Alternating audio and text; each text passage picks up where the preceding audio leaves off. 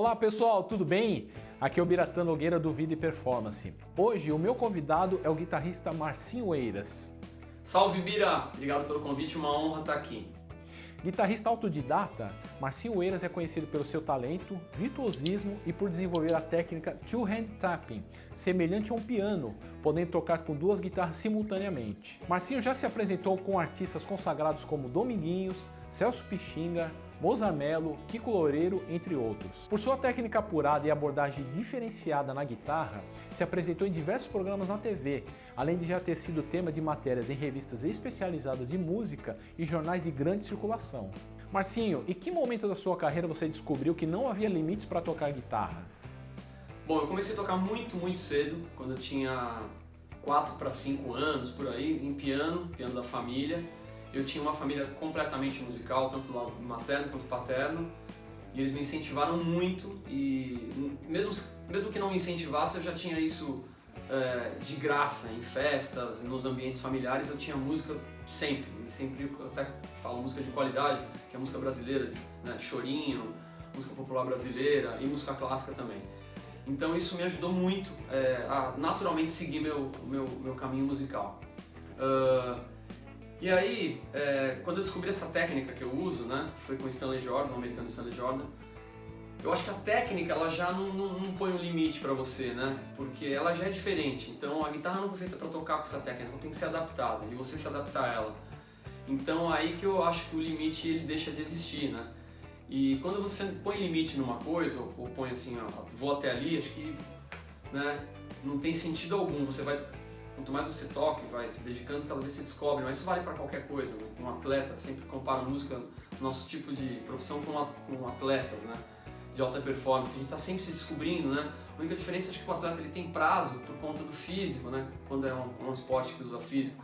E a música não, a música você vai amadurecendo, ela vai ficando cada vez mais apurada, né? Na sua mão, enfim, sua forma de interpretar. Então, para mim, eu não encontro limites, cada vez eu vou descobrindo coisas novas, tecnológicas, musicais, enfim, de todos os setores, áreas que foram musicais, acho que ela não te deixa ser limitada, a não ser que você, como eu falei, você queira colocar um ponto ali, não, daqui pra frente eu não vou mais, eu tô sempre indo, então quanto mais eu extrapolar esse limite, acho que mais eu vou ser reconhecido e mais eu vou sentir prazer no que eu faço, me reinventando.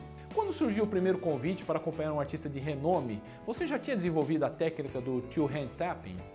Na verdade, meu primeiro convite para tocar com alguém que eu me lembro agora foi com Secos e Molhados, quando eles estavam voltando com uma nova formação e um baterista amigo meu, Giba Faveri, que é um grande batera. O Giba foi um dos caras importantes na minha vida porque ele é mais velho do que eu, e naquela época eu era muito novinho, era o cara que passava na minha casa de carro, me pegava, me colocava no carro, e meus pais confiavam nele e ele me levava para tocar. Ele me viu bem precoce já tocando, então queria me mostrar, enfim, eu fiz um teste para essa banda. Eles foram até minha casa e eu lembro que um deles falou assim: nossa, se esse cara continuar assim, ele vai ser um dos melhores guitarristas do Brasil. Eu tinha 15 para 16 anos, isso não aconteceu.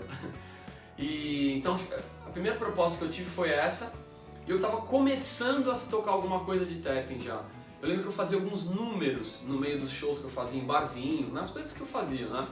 Então eu lembro que eu separava uma música ou outra já no tapping e impressionava muito, porque ninguém fazia, né? O Stanley Jordan, que eu já citei na primeira questão, era muito desconhecido e ainda não é conhecido, então até hoje causa essa impressão nas pessoas: você toca diferente, né? Para quem não toca e para quem toca.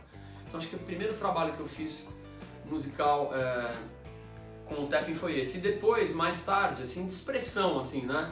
Mas eu acabei não entrando na banda, não aceitei porque eu era muito novo, eu fiquei um pouco assustado, assim, com a responsabilidade, eu era completamente irresponsável. E o primeiro trabalho que eu fiz já tocando tapping foi no Rádio Táxi, que a banda dos anos 80, também numa tentativa de volta do Rádio Táxi. Eu fui num festival de colégio do Objetivo, para ser mais específico, e eles eram jurados, eles me viram tocando e eu tocava já com as duas guitarras, não tinha a terceira ainda. E aí eles acharam aquilo mais um recurso de, né, promocional, enfim, eu já cantava, tocava normal, com palheta também, e aí eles acharam um recurso adicional, assim, né, então uma música ou outra eu fazia alguma coisa de teclado ali, com os sintetizadores, e foi bem legal, porque como eu falei, aparecia nos lugares era diferente, com 2 guitarras ainda, então a técnica ela aparece mais, né? Então todo lugar que a gente tinha programa de TV, sempre tinha um holofote pra mim por causa da técnica, de ser uma coisa diferenciada. Marcinho, você tocou por um bom tempo na banda do Domingão do Faustão, quando o programa ainda trabalhava com música ao vivo. Por quanto tempo você teve essa rotina semanal e quais eram os maiores desafios de tocar num programa ao vivo de grande audiência? Bom, o programa Domingão do Faustão foi assim uma coisa muito importante na minha vida, em vários aspectos. O que foi bom, assim, logo no começo, foi que eu não esperava absolutamente nada do programa. Eu não esperava ficar famoso, eu não tinha expectativa nenhuma, a não ser um trabalho, né? E eu digo isso porque era um programa que eu não assistia, assim, eu via como todo mundo que passa ali. Eu não tinha talvez a noção da importância daquilo para minha vida musical em vários sentidos, em vários aspectos que a música engloba. Fator artístico, aí também promocional, enfim.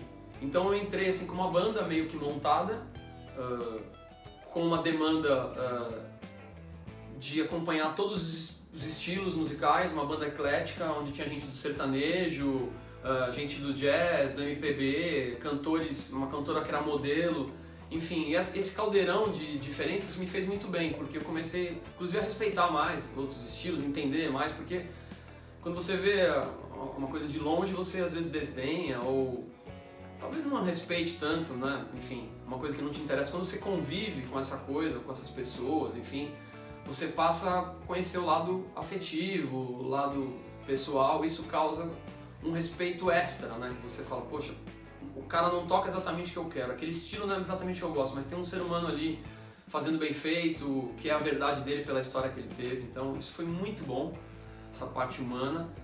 Depois a parte de direção musical, que eu não tinha ideia do que fosse direção musical, eu acabei fazendo isso no final nos últimos anos do programa, que é uma coisa que eu me apaixonei também, entendi como era você dirigir uma banda, porque vendo o Schiavon, que era o meu chefe, fazendo, assim, eu comecei a gostar disso, sabe?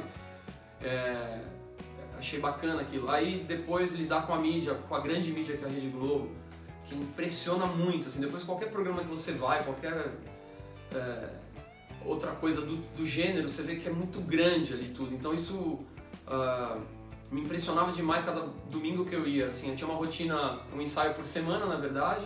No começo era mais, né, para manutenção, depois que a gente engrenou, que a engrenagem começou a funcionar, era um ensaio por semana obrigatório, no qual a gente discutia repertório, tirava a música dos artistas diversos que no programa, como eu falei, todos os gêneros, e me fez baixar a bola também no sentido artístico, de que servir é uma coisa diferente do que você tá na frente ali, enfim, né?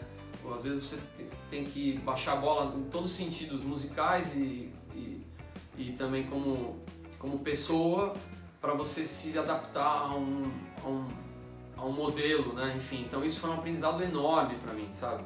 Depois disso eu fiz muita coisa de direção musical porque estava na minha mão já, sabe? E o respaldo que tá na Globo, ele causa um impacto, às vezes até irreal, né? Que a gente fala, né? Os atores são todos seres humanos normais, a gente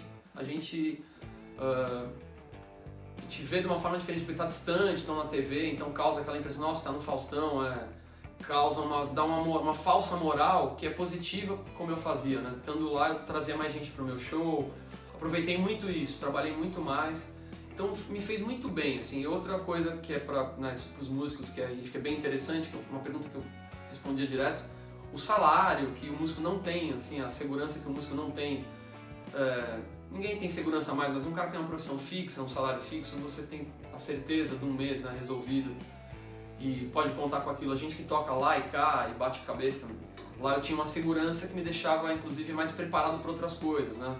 Eu peneirava mais as minhas coisas de barzinho, restaurante, eventos, enfim, porque eu tinha uma segurança e também tinha uma prioridade. Então minha prioridade naquele momento era aquilo, e as coisas que eu achava não legal fazer, eu não fazia, né? Depois que quando eu saí eu tive que, não podia mais escolher tanto. Então essa parte é muito boa, essa segurança financeira, então foi muito legal. Se você pudesse escolher um momento único e inesquecível na sua carreira como artista, qual seria? Um momento único na minha carreira como artista? Putz, eu vou falar um episódio que talvez seja muito importante na minha vida. É um festival que eu fiz na Itália, em 2004. numa pequena cidade que chama Soave, é uma província, no qual eu fui convidado porque eu estava tocando na Alemanha no ano anterior, em 2003, e aí conheci o manager do festival que me assistiu, me convidou, no ano seguinte eu fui. Esse festival foi muito bom para minha carreira, porque até é legal como uma dica de aprendizado, assim, que as pessoas talvez ouvindo isso deem um passo que eu demorei para dar esse passo. Porque eu estudava muito, né? Tava comendo o meu instrumento, como a gente fala, comendo a guitarra. E fui para esse festival com uma estratégia X, que era tocar pra caramba, né? Com um repertório bem jazzístico. E cheguei nesse festival, era um festival praticamente de violonistas e guitarristas, né? O manager era apaixonado por guitarra e violão, principalmente por violão. E aí tomei um susto com o nível de artistas que eu vi nesse festival. Um desses nomes era o Tom Emanuel, que é um australiano virtuosíssimo, radicado nos Estados Unidos, e esse cara eu nunca tinha ouvido falar dele. E ele é um deles, né? Mas tinham vários outros, assim. E vendo esse cara tocar ali, eu mudei completamente a minha estratégia musical, porque ele era um cara virtuoso, mas que emocionava demais. Eu não estava mais fazendo isso, eu não estava buscando mais emoção, eu estava buscando mais impressionar do que emocionar. E ali eu lembro que eu assisti o primeiro show dele, que ele encerrava todos os dias, né? Que era um grande nome. E aí eu mudei toda a minha estratégia. Eu acabei tocando bossa nova, cantei, coisa que eu não estava mais fazendo. Então eu voltei um pouco ao simples, né? Que o simples não quer dizer que seja o simples não no pejorativo, né? O simples pode ser muito sofisticado, desde que bem feito. Então eu voltei a fazer o simples, que era tocar e cantar, que eu comecei assim. Depois usava minha técnica como um reforço e até hoje faço isso de certa forma. E foi muito mais legal do que eu esperava, porque meu primeiro show foi assim, ok. O segundo e o terceiro eu já rendi muito mais lá. E por causa desse cara, né? Alguns outros que eu vi, mas esse cara foi muito marcante pra mim. O show dele foi um impacto pra mim. Então ali foi um grande divisor de águas. Teve vários outros, né, que eu falaria aqui, 50 milhões de situações assim, que foram muito especiais, mas essa daí foi quando eu li já a primeira coisa que eu lembrei, então eu achei importante falar dessa situação. Então, às vezes é mais difícil, aliás, é muito mais difícil emocionar do que impressionar. Então, hoje eu tento mais isso. Então, primeiro começa comigo, quando eu toco, né? Tentar falar o que eu tô tocando, quando eu tô falar o que eu tô cantando, contar o que eu tô cantando. Que até essa dica que me deu uma vez foi o Ivan Lins, né? Ele falou, tente contar mais o seu canto. Então, eu tento mais contar hoje e sentir mais o que eu toco primeiro pra mim, pra depois passar pro público. Isso é um amadurecimento que eu ainda acho que eu vou aprender demais ainda, né? Quando o instrumento passa a ser parte de você, eu tento buscar isso hoje, cada vez mais. Marcinho, por fim, fale sobre as suas atividades atuais e sobre os seus futuros projetos. Bom, minhas atividades atuais, eu gosto muito de tocar, no sentido da palavra, ir pra estrada tocar. Eu não tinha me preparado pro virtual e não curto muito ainda o virtual, algumas coisas assim, mas assim, aulas, cursos, é uma coisa que eu nunca, por ser autodidata, sempre tive muita dificuldade e muita cautela de não fazer uma coisa que fosse muito bem feita, como tem professores excelentes. Eu não me considero um bom professor, assim, eu sou um músico de palco, porque eu fiz isso a vida inteira. Então quero continuar a me expor em palcos, né, que é onde eu gosto. Tem um trabalho de música brasileira que eu me arrependo muito de não ter lançado quando fiz, porque ele ficou engavetado e acaba ficando velho, né? Quando você engaveta uma coisa, os outros não conhecem, mas para você fica um pouco velho, passado. E eu tenho um sonho, assim, eu falo para todo mundo, não é aquele sonho secreto, né, que a gente guarda até realizar, não é isso. Eu queria me expor mais como compositor, que eu gosto, não componho tanto como eu gostaria, como eu deveria, e quero mostrar mais minhas músicas, enfim. Meu sonho né, que eu falo ser mais reconhecido como compositor pelos grandes compositores, né? E eu acho que eu tenho um potencial para isso, mas não invisto nesse potencial. Continuo ainda mais na guitarra e quando eu tenho chance de mostrar alguma coisa, eu prefiro mostrar a minha parte guitarrística, né?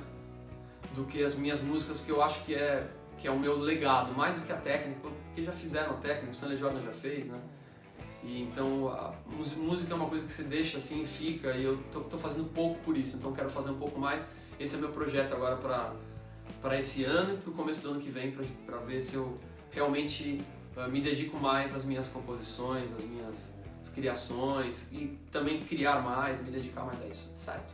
Bira, foi um prazerzaço participar, uma honra e a gente se vê na próxima. Valeu, galera!